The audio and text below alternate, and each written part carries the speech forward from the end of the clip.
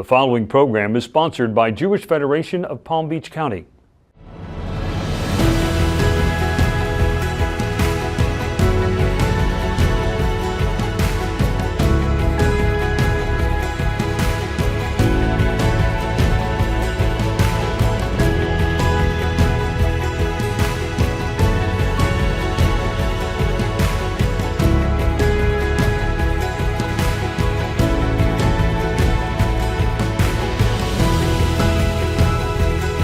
Welcome to our 47th season of Mosaic. I'm your host, Susan Shulman Pertnoy. Mosaic is Jewish Federation of Palm Beach County's weekly news magazine, exploring the most critical issues facing Jews here and around the world. Today on Mosaic, we're going to the theater. A moving Pulitzer Prize-nominated play was performed for the first time in the Palm Beaches. You won't want to miss this incredible story and study of human nature. Stay tuned.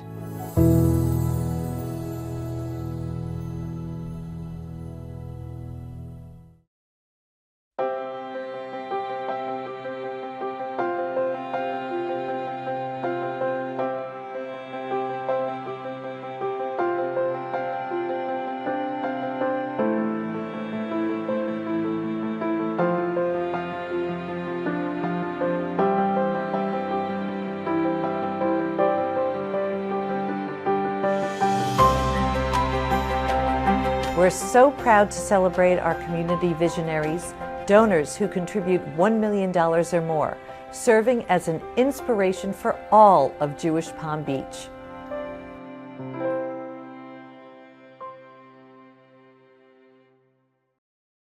Good morning. The subject of today's Mosaic episode, on its surface, is a theatrical play.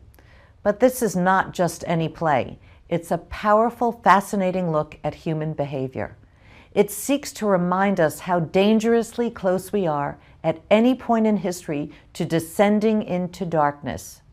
The subject matter is the Holocaust, the murder of 6 million Jews during World War II. Many of us take for granted that an atrocity like this will never be forgotten. But a 2020 survey showed that half of Floridians under the age of 40 did not know what Auschwitz is. 10% had never heard of the Holocaust, and 13% believe that Jews caused the Holocaust. We hope this episode educates, informs, and most importantly, forces us to think about who we are as human beings and the world we want to live in. Welcome back. We have a very special Mosaic today. Joining us is Jason Peck. He is the director of the theater program at the Benjamin School in Palm Beach Gardens, and he's here with a couple of his students, Sage Ponchak and Aaliyah Peck. And they recently have made history as the first high school in the nation to perform a play called Here There Are Blueberries. Welcome to Mosaic. Thank you. And congratulations to everybody. Thank you. Thank you. Jason, first of all, how did this opportunity happen, and what is the play about? Well, I've always been a fan of Tectonic Theater Project's work. They're a documentary theater company. They're probably most known for the Laramie Project, but they do documentary theater, which is basically theater that they take interviews and they go into the field and they find a topic they're very interested in. They interview people and they amass basically a transcript of verbatim word what people spoke, and they kind of make a story after it. And I read the script and it just knocked me out. Really, really amazing piece of writing. So what the play is about a photo album. And there is somebody in Germany, an American, that discovered a photo album in a trash can in a basement and immediately reached out to Rebecca L. Belding, who is an archivist for the United States Memorial Holocaust Museum, and said, I have these amazing photographs from Auschwitz.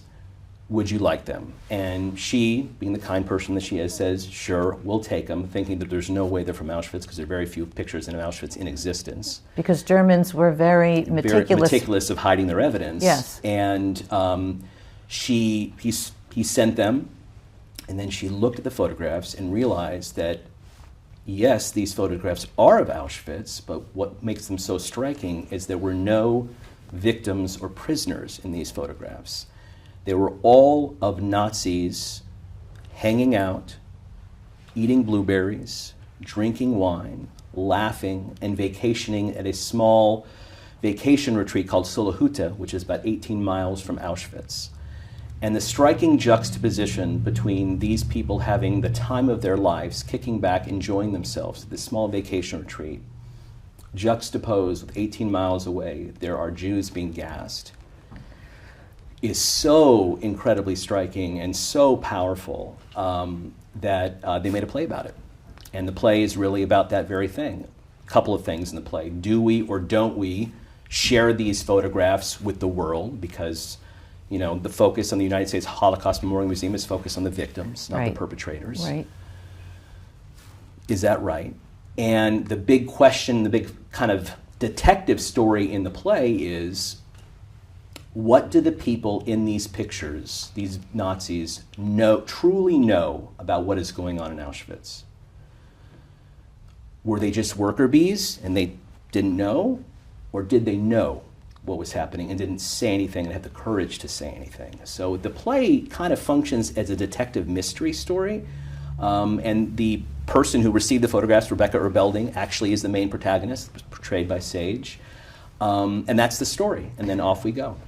It must have been very difficult for you to impart all of that, the horrors of Auschwitz, to your students, because it was so impactful. How did you manage to do that so that when they were in their roles, they really owned it? You know, it's very, I mean, it's heavy material. It is heavy material. I think I speak from a place of personal understanding, mostly because my grandmother was in Auschwitz, so I was able to convey, I think, somewhat what her experience was like, and that's why it was a personal thing to me. They learned about it in history class, but I think the thing about the play is that it is, while it sounds emotionally heavy, and it is heavy because of the juxtaposition, the play is really about the archivists. And there is a character, Judy Cohen, who Aaliyah played, that says, Sage, Rebecca Erbelding, asks, how do you do this? How can you look at these photographs? And she says, you have to compartmentalize. How did you and your castmates, both of you, deal with the subject matter when you were in the roles? I mean, both as Rebecca and as Lily Jacob, whom I transform into later on in the play. And who is Lily Jacob? Lily Jacob is a survivor of Auschwitz who had another photograph album that portrayed more of the horrors and less of the officers enjoying themselves. And so Lily Jacob's scene was always very difficult for me. I was very taken aback first reading the script for that, and also when I came onto stage every time and I was speaking those lines, the second I came off stage I was overwhelmed, and I had to take a minute and sit down, and other castmates backstage kind of had to reassure me and pat my shoulder because it's very heavy material, and kind of trying to embody that character is a difficult thing to do, but it's so beautiful the way that story is told, that being the person who gets to kind of convey that to the audience was very powerful, and I really enjoyed it. In the moment when Lily Jacob starts to speak about the one album where there is Auschwitz, we had a very dramatic moment where from the rafters we had these stanchions with barbed wire come down, and we almost felt like she was speaking in the camp, prison, in the camp itself, which I think really took it to another level, a different place. I'm sure. Aaliyah, how about you? How did you feel? Yeah, I wholeheartedly agree with Sage, but I think you really have to take some of the show itself. It's like lessons toward that. I mean, it is very ethical in its morals and stuff about what do we do with what we see, and how do these archivists, how do they live with themselves after seeing all these images? How do they go about their daily life at home? And sometimes, I mean, I know... How do you turn it off? Yeah, I know myself, and I'm sure many of my castmates, I would go home and think to myself, how am I just going home and living my life after doing this incredibly heavy material? But I think in that scene that Mr. Peck was talking about how do you do it, it is about compartmentalizing, and I think that's a difficult fact about when you're doing a piece like this. I want to show a clip about a scene, a couple of scenes, and can you set us up? Yeah, for that? so we're about to see a scene with Charlotte Schunzel. Charlotte Schunzel was one of the people part of the BDM, and the BDM was an offshoot of the Nazi youth with females in Germany. And the big mystery of the play is these telegraph operators, these girls who kind of just manned the phones. What did they know? Did they know? And we find out in the play they knew everything, and they still didn't have the courage to stand up. And that, in the moment of the play, is so devastating for Rebecca because she holds out hope. They were young girls just like me. They're my age practically. They couldn't have possibly known. They didn't know. And then to find out they knew everything. I looked back through each of these women's records and discovered that one of the women, Charlotte Schunzel, standing there, third from the right, was questioned after the war. We had a switchboard and a telex machine, and our job was only to send and receive messages to Berlin. So, when a message came that a train was arriving, we notified the head commandant's office. A doctor was sent to the ramp. Once the train arrived and the prisoners were processed, we sent confirmation. It said, this many men, this many women capable of working. This many men, this many women, this many children, SB. And they asked her, what is SB? SB means Sonderbehandlung, special treatment. What does special treatment mean? Special treatment means gassing.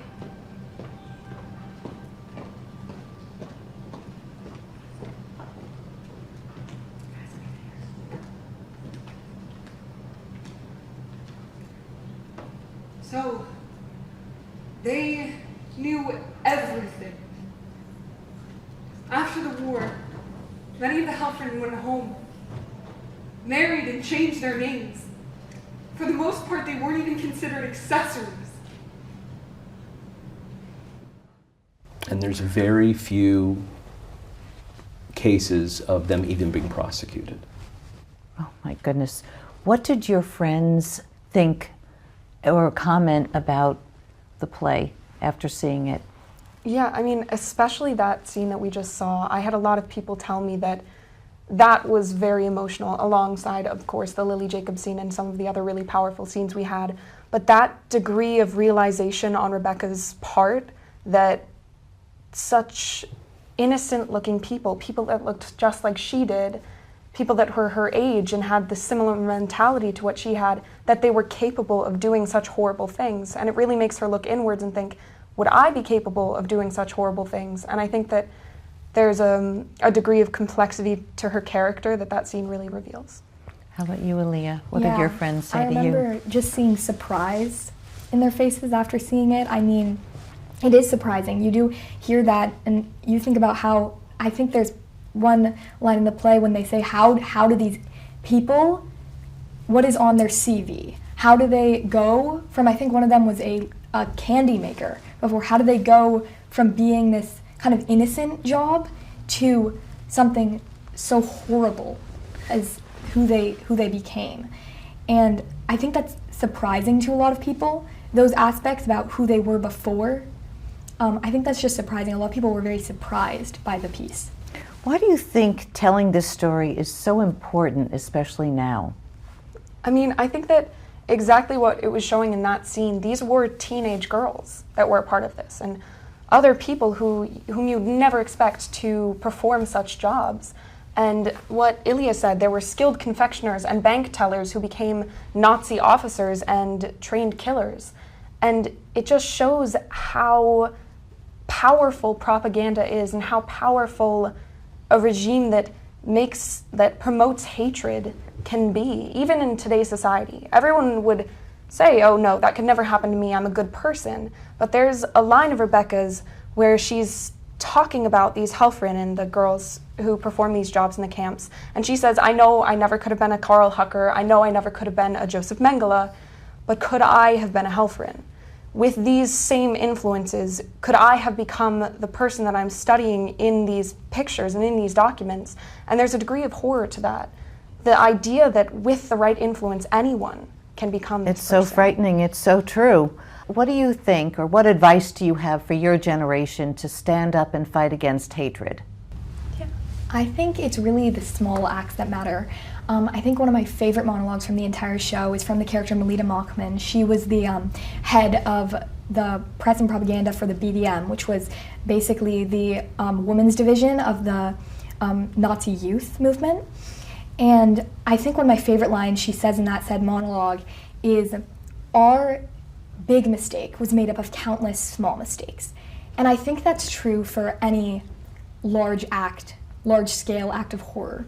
It's the small things that lead up to it, but I think that can be true for both sides. It can be true for the good and the bad. And so what I would tell the new generation coming up is just, your small acts matter, because a lot of times people, they'll go by with bystanding because they think that what they do doesn't matter in the grand scheme of things. But I think that it's the small things that if so many people just contribute to small acts, it can make real change. We had an opportunity the day before we officially opened to actually perform this for our entire student body. And the conversations, like more than anything, whether people thought it was good, bad, or indifferent, I think the important thing for me is always, are people talking about it? Are they talking about the themes? Did they get it? And they got it. Yep. And I think that, to me, that's a win. And to me, that's the most important thing of anything. Good, bad, or indifferent, were they talking? And they definitely were talking. Well, thank you so much, and congratulations again on making history and being the first high school of the nation to perform Thank you. the play. We'll be right back after this brief message.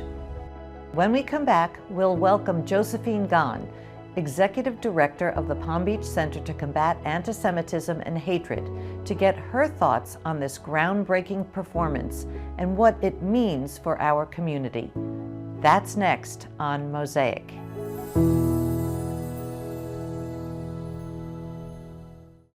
The Activate Jewish Life movement is a first of its kind. Intends to connect with families with children, to connect with teens, to connect with young adults. However people want to engage with Jewish life, we want to make sure that we are providing them with an opportunity to engage in ways that have relevance and meaning for them. What an opportunity we have to change the face of Jewish life.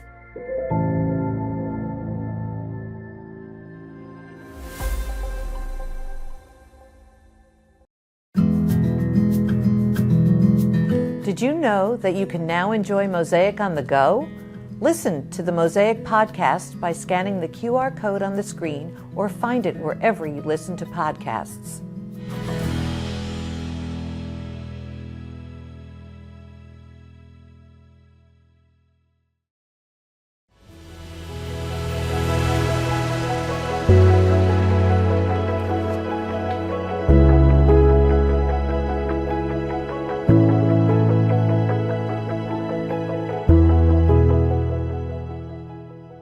Welcome back. We're continuing our conversation with the director of Benjamin School's theater program, Jason Peck, and joining us now is Josephine Gon, who is Federation's executive director of the Center to Combat Antisemitism and Hatred. Jo, thank you for being here. Can you give us some context? Why is it so important to show programs such as these? Yes, well, we're delighted to have seen this production, which was quite wonderful and extraordinary. You know, any opportunity for people to learn about the Holocaust in different formats through the arts is so wonderful. But, you know, unfortunately, I think you cited how little people know about the Holocaust in actual fact. Very frightening. So opportunities to learn more is very powerful, very important. For me, what is so important, though, is for so many people, it's history. It's something that happened a long time ago. And I want people to understand that it's still going on. Too many people, when they study the Holocaust, end up thinking that the Holocaust or anti-Semitism began and ended with the Holocaust. And they're unaware of what's happening around us today. And we are in an environment where anti-Semitism is higher than it's ever been since the Holocaust. And we are seeing acts of real violence for the last many years. You know, started in Pittsburgh and Poway and Paris and Manchester and Sydney, where Jews are being hunted in the streets in Amsterdam and murdered. Just because they're Jewish. Because they are Jewish. And the trying to explain this age-old millennial hatred is continuing. It is just, it changes, it morphs. You know, before the Holocaust, it was a religious hatred. The Nazis termed it in terms of a racial hatred. And now we're just, the collective Jew is the Zionist, the anti-Israel. And it has become toxic and acceptable to hate Jews and target Jews. And we're also in an environment where seeing this is so important because people need to understand that we're in an environment where all of this is coming together. So you've now got Holocaust denial also continuing with denial of atrocities around the Hamas invasion of Israel, and why a project like this that talks about remembering and preserving evidence is so important. But also, this particular play, what was so powerful for me was looking at the propaganda, that how many people are swept up in propaganda that enable them to participate in mass murder, ultimately. You know, is everybody started out inherently evil and deeply anti-Semitic? Well, I don't know. Well, I think for me, that's what is so striking about the play, and what I think we're going to be talking about very shortly, which is about how strikingly, quote unquote, normal some of these people were, the Nazis were in this.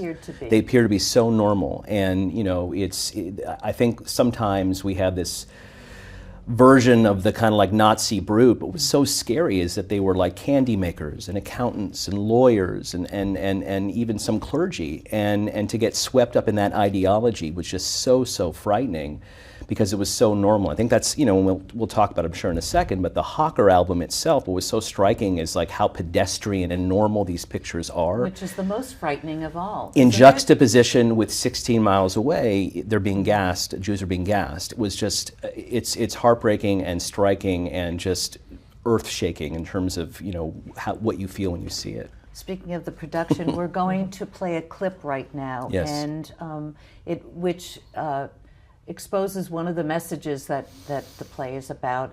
Do you want to set it up? So what we're about to see is Pavel Sawicki, who is a Holocaust historian, basically talks in this speech that she's about to deliver all about the fact that it's easy, and I kind of just said this, how it's easy sometimes to vilify and look at Nazis in one way, but the reality is that there is a striking normalcy, and that every genocide does not begin with violence. Genocide begins with words. And how we have to remember that sometimes it's not just about the violence, and that this younger generation, has to be better. They have to be better, and they have to call it out when they see it. So we're about to see that. Absolutely. Yeah. Okay. It makes us see the SS as people, and that's difficult for us. We want to think of them as monsters so that we don't have to look in the mirror. Sometimes, when people look at the world of Auschwitz, they focus on the killing. And they forget that the killing is the result of a long process. No genocide starts with killing. Every genocide starts with words. My task now is to identify what exactly my grandfather was involved in. My parents' generation, they didn't talk about this. We must be different. Jo, how is our federation, through our Center to Combat Antisemitism and Hatred, making a difference? Well, first and foremost, we want to make sure that the Jewish community of Palm Beach County is thriving and active and present and around. We're not going anywhere, and we're not going to retreat. And in order to do that, we have to be secure. So a big portion of what we do is securing our community at enormous cost. But as we know, it is a requirement. So people need to feel safe in order to express their Judaism. Beyond that, we want to educate our community. We want to influence the community we're in. We operate in Palm Beach County. And it comes down to helping our fellow citizens understand that this is not a Jewish problem. Hatred is not the problem of the person being affected by it. It is a societal problem. It is our liberal democracy is at stake. And it's not for us to fight this alone. So we put a lot of energy and resources into building allies around us who will speak out and who will stand up, talk about standing up and speaking out, because it's their society that is at stake. We also, fortunately, are able to make grants to all sorts of organizations, nonprofits, all sorts of entities who want to tackle this topic of hatred, to build tolerance, to make sure our community is a welcoming one where intolerance and hatred and anti-Semitism are not welcome. You know, these are always, it's the extremes in society that lead to so much death and destruction. I think the vast majority do not feel this way, but they have to be heard. We say, you know, what would you have done during the war? What would you like to think you were on the side of the good and the noble and the just in Nazi Germany and every country in Europe? How would you tell the viewers locally how not to be a bystander? Well, it's not to be quiet and say, oh, this is terrible. It's actually be in the community, talk to people, educate yourself about the topic so that you can talk about it. You know, if you don't understand what's going on, you can't talk about it. Right. Urge others to actually make some demands of people to say you need to post things, you need to stand up, advocate with your legislators. You know, there are things that can be done. Say, this is not okay. Where are you? Why are you not speaking about it? I think calling it out when you see it is the important thing. It's so easy sometimes to think as a young child or a young person, well, someone else sees what's else going on and maybe they'll stop it. Maybe they'll be the person that says no to that. And you have to be the courageous one to say, you know what, no, I see the inhumanity, I see the injustice, I see the casual cruelty, and maybe I'll lose my social status if I say something here. But if it's wrong, I need to speak out and say something. What bothers me, though, about what's happening today, certainly with a lot of the demonstrations around Israel and the anti-Zionist hatred, is I suspect that some of these young people think they're being upstanders. I know. And they are, you know, we've drummed into kids for years with Holocaust education, don't be a bystander, be an upstander, without saying, what are you standing up for? Right. You've got to be critical. You've got to ask the question, what is going on? What is the right side of being an upstander? Right. You know, yeah, they're screaming for the death of Jews, but I'm sure they think they're being an upstander. That's true. Unfortunately, we've run out of time, and I appreciate you coming on air to discuss this very serious topic. Thank you. Thank you.